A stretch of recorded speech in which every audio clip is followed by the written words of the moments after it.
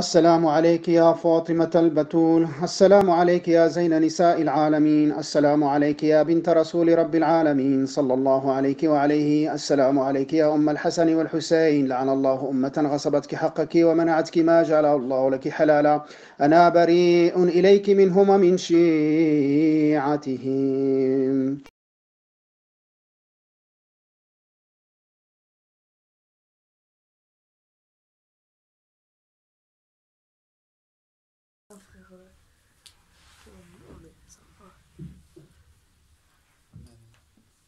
أعوذ بالله السميع العليم من الشيطان اللعين الرجيم بسم الله الرحمن الرحيم الحمد لله رب العالمين والصلاة والسلام على سيدنا ونبينا أبو القاسم محمد اللهم صل على محمد وآل محمد. Donc aujourd'hui, après les eaux qu'on a étudié la dernière fois, les impuretés, définir quelles sont les impuretés. Donc Allah dans le Coran il dit A'udhu billahi samil alim minash shaitanir rajim, et tes vêtements purifie-les. Donc ça c'est sourate 74 verset 4, et il dit aussi Dieu aime ceux qui se repentent et il aime ceux qui se purifient. Sadakallahu al-ali al-azim, sourate 2 verset 222. Les deux types de purification, juste pour rappel. Au dos. Non. L'eau. Non, les deux types d'impuretés que nous on peut avoir. Le sang. Non, l'impureté externe, donc une impureté qu'on va parler aujourd'hui, donc les différentes impuretés qui sont matérielles. Et il y a l'impureté spirituelle. Donc quand Allah il dit tes vêtements purifie-les, c'est de l'impureté externe. Donc d'un type d'impureté qu'on va parler maintenant. Et quand il dit Dieu aime ceux qui se repentent et il aime ceux qui se purifient. Donc tu peux te purifier matériellement d'une impureté, mais la purification la plus importante pour l'être humain, c'est la purification spirituelle. Spirituel, c'est dans notre tête. Le cœur, plus précisément. C'est le cœur qui est sale. Donc, quels sont les types d'impuretés matérielles? Qu'on fait le plus tous les jours. Pipi. Oui, s'il te plaît, un peu de politesse. De politesse. Un. L'urine. L'urine. Deux. Non, comment on dit? Les excréments. Ouais, voilà. Ou en termes, on dit matière fécale. C'est joli aussi, matière fécale. Ouais, c'est joli. C'est très joli. Deux. C'est joli. Mais pourquoi on dit les matières fécales alors qu'il n'y en a qu'une de matière fécale? Je sais pas. C'est bizarre. Mais non, c'est bizarre. Regarde, les matières fécales, on fait juste caca. Silence. Pardon. Après, encore une autre. Tu l'as dit, la numéro 3. Le sperme. Ouais.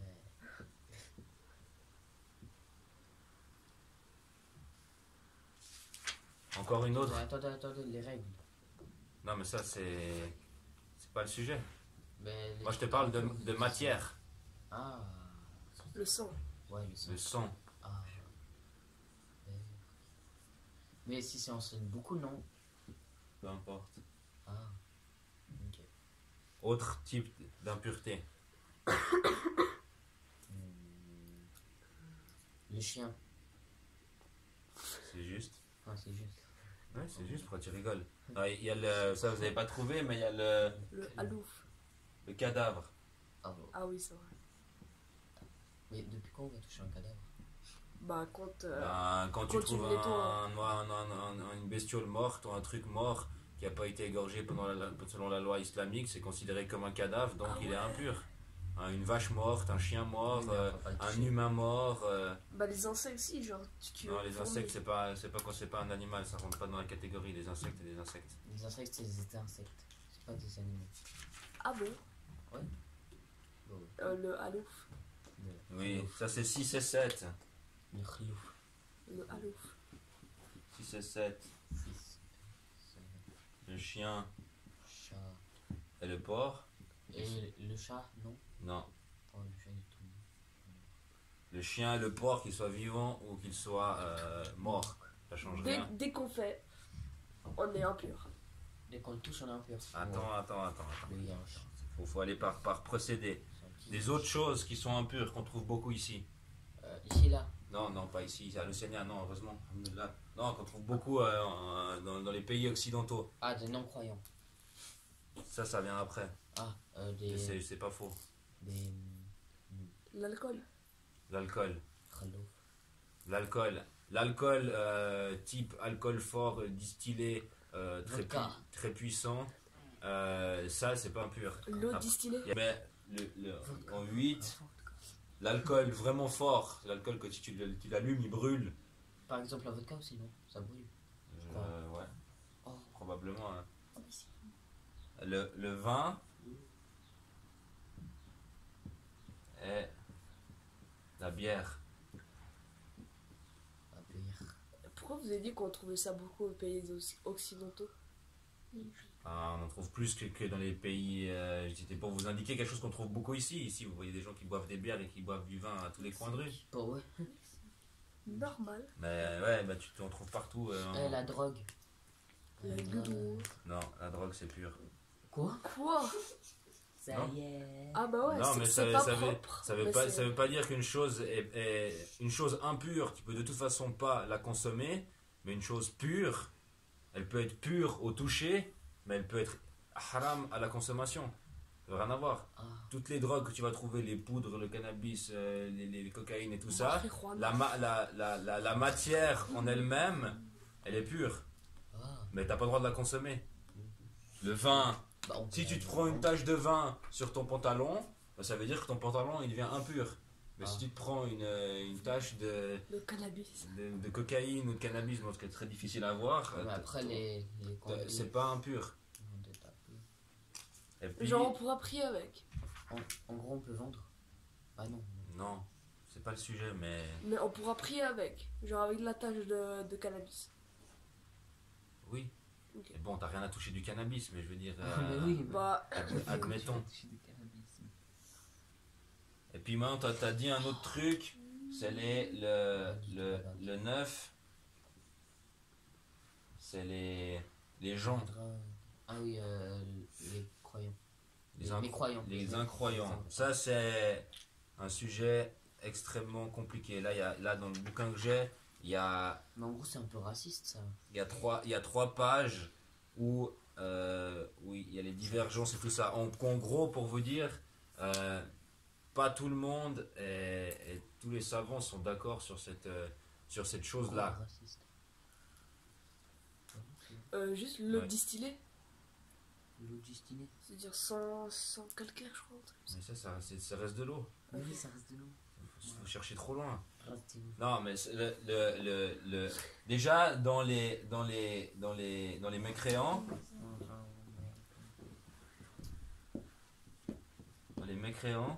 c'est comment mécréant? TS. T-R-A-E-N-A-N-T. Il y a différents types de mécréants. Oh, je suis trop fort. Il y a les mécréants catégorie gens du livre, donc ceux qui mécroient, c'est ceux qui ne croient pas En Dieu. au tawhid et à la prophétie de Mohammed sallallahu alayhi wa alihi, Bah, tout le monde, un peu. Enfin, tous les chrétiens. Un peu. et les juifs. Ça, ils sont. Et tout ça, c'est ceux qui mécroient. Les mécréants. Je sais qu'en français, le terme est un peu négatif, mais c'est la réalité. Allah, il utilise dans le Coran, kafirun, kafir, etc. Donc les mécréants, c'est 2 catégories. T'as les gens du livre, et puis les juifs. Bah, en gros, ça veut dire on est un peu Et- raciste quand même. Ben, c'est pas une question de racisme. Tu lis le Coran, je veux dire, Allah, il a dans le principe du fait que chaque être humain est venu sur terre et a attesté de ce qu'il avait à faire et a pris le dépôt et a pris la charge de venir sur terre. Celui qui rejette la foi dans ce monde d'ici-bas, aux yeux d'Allah, si la personne qui meurt mécréant n'a aucune valeur et est destinée à l'enfer. Je veux dire, c'est un fait, c'est comme ça. Je veux dire, il n'y a pas de. pas une question de racisme. Il n'y a aucune question de couleur, d'intelligence ou de quoi que ce soit. Je veux dire, le mécréant est destiné à l'enfer. Après, il y a jugement différent selon si il est juif, chrétien, s'il a accepté la wilayat d'Amir el-Moumini alayhi salam, etc. Et là, c'est catégorisé par Allah. Mais le polythéiste et puis le mécréant qui dit il n'y a pas de Dieu qui existe, bah, cette personne-là n'a aucune valeur aux yeux d'Allah s'il meurt dans cet état, bien qu'il peut évoluer et changer durant sa vie. Donc du coup là-dedans, il y a dans la deuxième catégorie, il y a tous les polythéistes, les bouddhistes, les hindous, les sikhs, les athées, etc., etc. Étant les pires des pires, c'est les athées.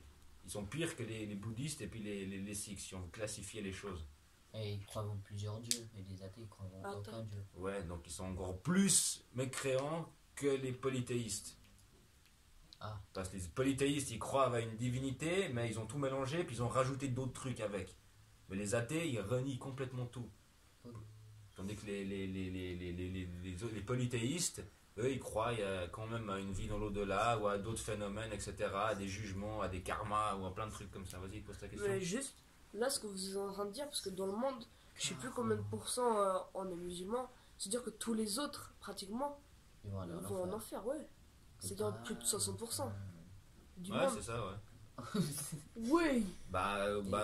Plus ou moins, oui. Moi, je suis pas là pour juger, mais si tu lis le Coran et puis que tu le lis littéralement et que tu comprends, bah c'est ça, c'est la... 60% de 8 milliards. Ouais, peut-être même bien plus que 60%. Ouais, voilà. Bah, c'est comme ça, hein. Faut pas être choqué, hein. Bah si. Bah, il y a beaucoup plus de gens mauvais que de gens bons, hein. Et par exemple, pour en faire des. Donc là-dedans, on a la catégorie drôle. des Non, mais polythéistes et puis des athées. Bien que les chrétiens sont aussi un peu entre guillemets polythéistes, étant donné qu'ils disent trois. Mais Ouais. pour faire simple, il y a la Marie catégorie et des gens Jésus. du livre, Alul Kitab, et la catégorie des mécréants de toutes sortes. Ils disent que Jésus et Marie, non? C'est Marie. Non, Gabriel, l'ange Gabriel alayhi salam et puis Sainte Marie alayhi salam font trois. Ils disent pas Jésus aussi? Oui, trois, mais que Marie c'est la mère de Dieu et puis que Jésus, fils de Dieu et Saint-Esprit, au nom du Père et du Saint-Esprit. Au nom du Père et du Fils et du Saint-Esprit. Eux, ils aiment bien compliquer Donc, les pour choses. revenir à la définition de la pureté du mécréant, écoutez, Oui. très important, selon certains avis, l'avis le plus dur et le plus strict, tout le monde est impur. Gens du livre, tous. Deuxième avis, plus stable. Enfin, plus entre deux. Gens du livre, pur, polythéiste, athée, Impur. impur. Ça dégage. Et puis, troisième avis, qui est quand même très minoritaire, où il y en a qui considèrent tout le monde comme pur. Mais que c'est une impureté, pas physique, mais une impureté Physique. externe. Donc, pour vous faciliter la chose, à l'heure actuelle, la majeure partie des ulémas que vos parents ils font du taqlid considèrent les gens du livre comme purs. Ça, c'est la chose mitigée, entre deux. Il y a le cas très dur, et puis il y a le cas où tout le monde est pur, mais c'est une impureté. Si on est impur, on peut pas faire le ramadan.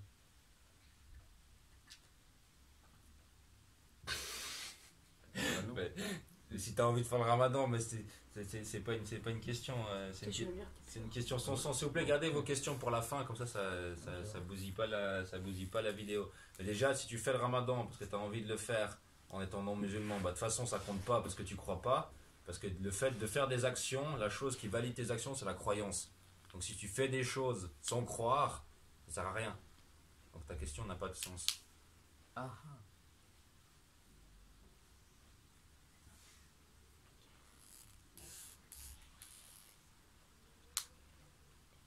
Donc c'est clair pour les types d'impuretés. Oui. Après là, bon, je vais rapidement vous donner quelques points sur ces impuretés. Donc l'urine. Il y a l'urine de nous, des êtres humains, Et des chiens. Enfin, des animaux. et des bestioles. Donc, dans les bestioles, il y a deux catégories de bestioles. Enfin, il y a les bestioles, le sang, il jaillit quand tu l'égorges. Ça veut dire les gros animaux, vaches, Chien. Non, pas chien. chiens, tout ce que tu veux, les gros trucs qui ont un cœur, qui ont une artère, et puis que le sang il bat. Et puis il y a les animaux où le sang il jaillit pas. Les poissons, les petites bêtes, les insectes et tout ça, c'est pas des sangs Pourquoi il est vert, les jaillissants. insectes? Donc ça veut dire que l'urine des animaux, parce qu'il faut différencier. Et puis il y a les animaux volants aussi. Écoutez, Oui. ça c'est important. L'urine et les matières fécales des animaux que quand on les égorge, ils sont halal à manger, leurs matières fécales et leur urine sont pures. Donc ça veut dire qu'un paysan qui est au milieu des moutons et des vaches toute la journée, eh ben, s'il a de la beuse de vache ou de l'urine de vache, il peut prier. Compris? Oui. Oui. Par contre, toute urine du chien, des animaux qu'on ne peut pas manger, du chat, du lion, de toutes les choses qu'on ne peut pas manger sont impures. Elles, bien évidemment, l'urine et les matières fécales des êtres humains sont impures. Ouais. On dirait que tu vas faire un jour avec la pisse. Ah ouais, j'avoue.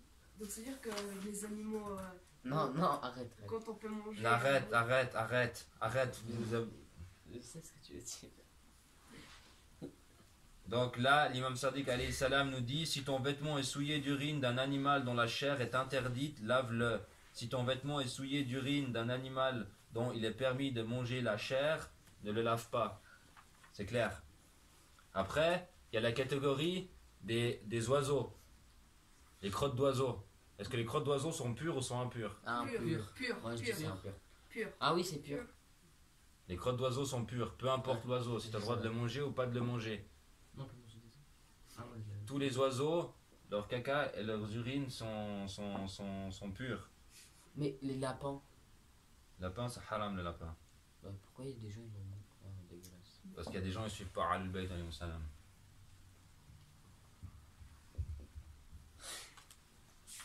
Bon, après, il y a des complicités techniques. Ça, on a déjà vu dans la vidéo numéro 3 l'impureté de l'urine, des matières fécales et du sperme, comment se purifier nous. Après, le sang. Tout type de sang est impur. Même si- Écoutez, tout type de sang est impur. C'est-à-dire qu'au moment, même l'animal que tu as le droit de manger, on va prendre l'exemple du mouton, au moment où tu vas l'égorger, le sang qui sort en grande quantité est impur. Mais par contre, le sang qui va rester en toute petite quantité dans la viande est pur. Et tout type de sang est impur. Sauf quand si tu pètes un moustique, t'éclates un moustique, ce qu'il y a dedans n'est pas impur. Bah, logique, c'est vert. Non, c'est même si le moustique il a sucé du sang. Ah, C'est pas considéré comme une impureté parce que tu sais pas si c'est un peu du sang du moustique ou le sang qu'il a sucé ou pas. Et puis il y a eu une potentielle transformation. Et si c'est le nôtre De quoi? de ça si on sait que c'est l'autre. C'est pas grave. Le moustique c'est comme ça. Juste. Non, Ouais. mais si nous on saigne du nez, par exemple. Ah mais là si tu saignes du nez, ben, bien sûr que c'est impur. Bon, Ton sang à toi est impur. Tous les types de sang. Pourquoi? Bah, parce que c'est comme ça. Non, mais genre par exemple, si on saigne et puis qu'on lèche pour que la plaie, enfin, arrête de saigner. Ben, tu peux pas lécher ton sang. T'as qu'à mettre un papier ou un truc, mais tu peux pas aspirer ton sang puis le mettre dans la bouche, parce que ça veut dire que tu mets une impureté dans ta bouche.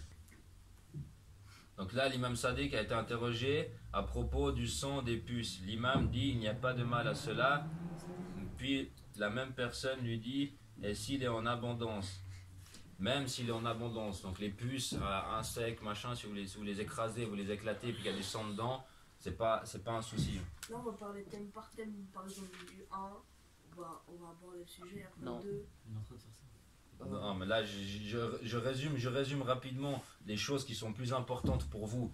Donc, vous savez que le sang, il est impur. Si vous vous retrouvez avec des taches de sang sur votre vêtement, ou sur votre corps, vous devez les purifier à l'eau et après faire le wudu et après faire la prière. C'est-à-dire que tu ne peux pas prier avec de l'urine, des matières fécales, du sperme, du sang, du cadavre, du chien, du porc, du vin, de la bière et de la transpiration de mécréants. C'est compris? Donc tous ces moyens-là, après, il y a des moyens de les purifier. Mais là, je vous donne quelques exemples, comme les crottes d'oiseaux. Si vous faites un pigeon et vous fait caca dessus, vous pouvez aller prier. Vous enlevez juste vite fait avec un mouchoir pour pas que ça soit trop dégueulasse et c'est bon, c'est pas grave. Il n'y a pas besoin de purifier le vêtement. Par contre, s'il y a un chien qui passe à côté dans la rue puis qui vous lèche le pantalon, vous devez le purifier avant de... Comment on purifie un vêtement? Ah ça sera un autre cours. Ok. Si vous touchez un cadavre, donc cadavre, on va prendre la viande morte, peu importe si elle est morte comme ça dans la nature ou morte à la Migros, c'est considéré comme du cadavre. Viande non égorgée, impure. Mais si on voit que c'est halal, si on... Ah, c'est halal, c'est pur. Bon. Le chien, le porc, c'est-à-dire que si un chien il vous lèche, il vous touche le pantalon ou quoi que ce soit, vous devez purifier votre vêtement, vous devez purifier la partie de votre corps. Si quelqu'un vous renverse du vin ou de la bière dessus, ou que ça tombe, c'est mélangé à la nourriture ou quoi que ce soit, la consommation devient illicite et puis là, tu peux plus prier avec. Et puis si un athée ou un polythéiste, il transpire sur votre pantalon, si on prend le cas que les ulémas actuels considèrent les gens du livre purs et les autres, les polythéistes, impurs, c'est-à-dire que si vous, un polythéiste ou un athée transpire de votre pantalon ou touche votre pantalon avec la main mouillée, votre pantalon devient impur. Vous ne pouvez plus prier avec. Mais si, C'est ça l'objectif de ce cours. si on fait juste ça, un cadavre. Ben, si tu fais juste ça, un cadavre d'un animal, et puis que c'est humide, moi j'ai oublié de vous parler de ça, c'est humide, et ben tu dois te laver. Mais si tu touches un cadavre d'un être humain, tu dois faire le roussoul du mort. C'est-à-dire que tu dois faire un roussoul avec une intention spécifique pour que quand tu as touché un cadavre. C'est-à-dire que les gens qui sont chargés de nettoyer les morts et puis de les mettre dans le linceul et puis de faire tout le nettoyage, après qu'ils ont fait ça, ils doivent faire un roussoul. Tous les jours, c'est-à-dire qu'ils doivent faire ça. Bah, s'ils nettoient des morts tous les jours, ils doivent faire un roussoul tous les jours avant de prier. Ouais. Oui. Et la règle générale, la règle, bah, pour conclure, après on détaillera peut-être un peu plus ces sujets-là, mais la règle générale qui englobe tous ces sujets-là, qui est la plus importante à retenir, c'est tout ce qui est, la première règle, c'est tout ce qui est pur est pur. Écoutez, tout ce qui est pur reste pur tant qu'on n'a pas la preuve qu'il est impur. Donc il faut une certitude, que la chose soit devenue impure. Et la deuxième chose, c'est l'humidité. Si ma main est sèche et puis que là, il y a de l'urine et puis que je fais ça, l'urine ne se transmet pas sur ma main. L'impureté se transmet uniquement avec l'humidité. Mais donc, c'est-à-dire que s'il y a de l'urine là, liquide, si on touche, on est impur. Oui, mais Ouais, si elle est sèche et que ta main est sèche, Ah bah, ça se transmet pas. Les impuretés se transmettent uniquement avec de l'eau. Donc si tu as la main sèche et puis que le chien est sec et puis que ou le chien est sec et puis il frotte son pantalon comme ça avec ses poils, s'il n'a pas laissé de poils sur ton pantalon, c'est pas un problème. Mais si le chien il est mouillé, c'est foutu. et c'est parti Faut pour l'esquiver. On shoot le chien. Allez, Allahumma salli ala Muhammad wa ali Muhammad.